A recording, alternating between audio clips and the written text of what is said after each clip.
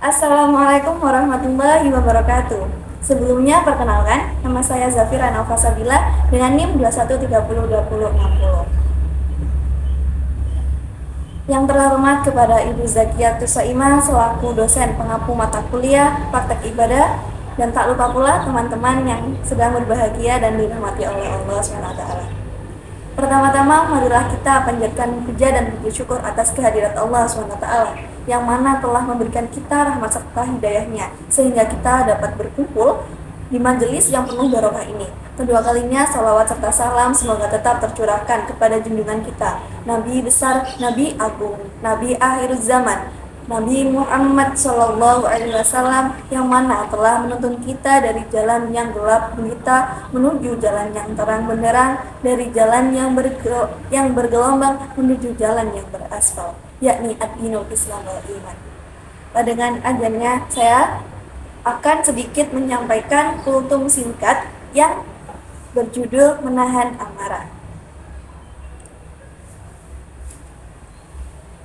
Emosi ialah merupakan suatu perasaan atau gejolak jiwa yang diekspresikan dalam tingkah laku kita sehari-hari. Emosi dapat kita tunjukkan dengan perasaan senang, marah kepada seseorang, bahkan takut terhadap sesuatu. Salah satu senjata setan untuk membinasakan manusia ialah dengan amarah. Dengan cara ini, setan akan mudah mengendalikan diri kita atau mengendalikan manusia, karena marah merupakan perbuatan yang tidak disukai oleh Allah dan Rasul-Nya. Dan marah, orang bisa dengan mudah mencaci maki, melontarkan kalimat yang buruk, terus bercerai-berai, bahkan bisa saja sampai saling bunuh-membunuh. Marah merupakan luapan emosi yang sangat dibenci oleh Allah dan Rasul-Nya.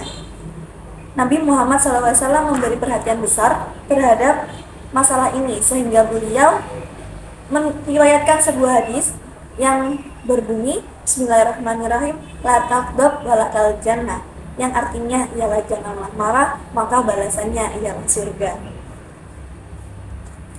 Dalam sebuah hadis yang lain diriwayatkan oleh Imam Bukhari dari Abu Hurairah radhiyallahu anhu, yang cerita dari hadis tersebut ialah, datanglah seorang laki-laki kepada Rasulullah untuk meminta suatu nasihat. Bunyi hadis tersebut ialah, Bismillahirrahmanirrahim, anna rajulan qala lin Nabi sallallahu alaihi wasallam qala la taqdab faradada miraran qala la taqdab. Hadis tersebut ialah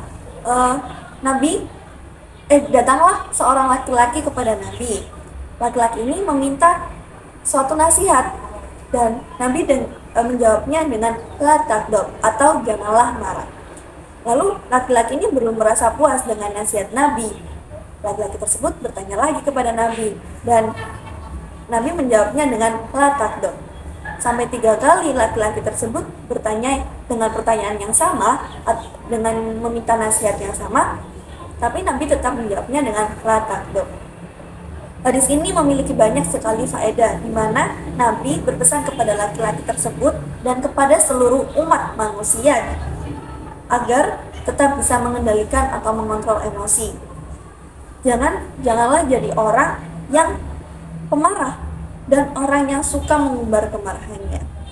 Tentunya kita paham bahwa Nabi bukanlah menafikan marah sama sekali, tetapi Nabi menganjurkan kepada kita untuk bisa menahan amarah atau mengendalikan emosi kita.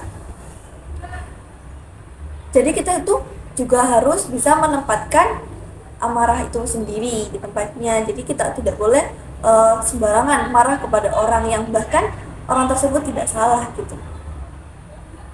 Di dalam hadis yang lain, Nabi telah menyebutkan bahwa orang yang dapat menahan amarahnya ialah termasuk orang yang kuat.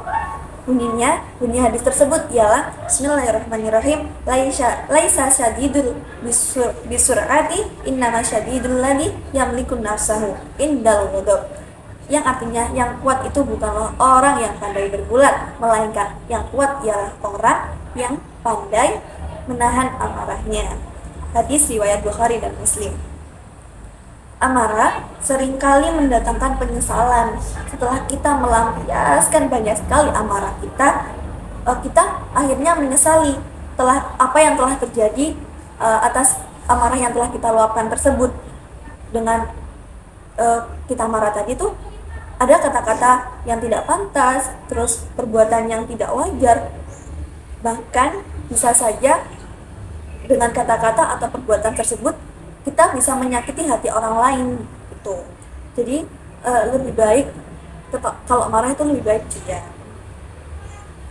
Ada beberapa kerugian yang kerugian yang muncul karena marah. Di antaranya ialah kasih sayang, kelemah lembutan, kesabaran, kebijaksanaan, dan kesantunan serta keadilan.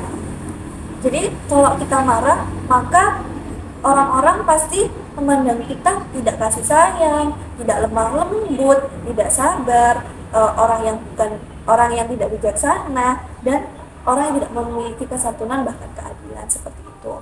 Dan teman-temanku yang dirahmati Allah SWT, saya akan sedikit membagikan tips yang telah dianjurkan oleh Nabi, yaitu yang pertama, ini tips dalam mengendalikan amarah ya. Jadi Nabi itu juga selain memberi nasihat, Nabi juga memberikan tips bagi kita yang terlanjur amarah gitu. Yang pertama ialah membaca kalimat ta'awudz. Nah, kalimat ta'awudz ini yaitu kalimat yang berbunyi a'udzubillahi minasyaitonirrajim. Yang selanjutnya ialah berusaha diam dan menjaga lisan. Kan lisan itu tidak merupakan salah satu anggota tubuh yang tidak bertulang tetapi sangat menyakitkan. Karena kalau kita marah itu semua kata-kata jelek, kata-kata kotor, kata-kata yang menyakitkan hati orang itu bisa keluar dengan sendirinya.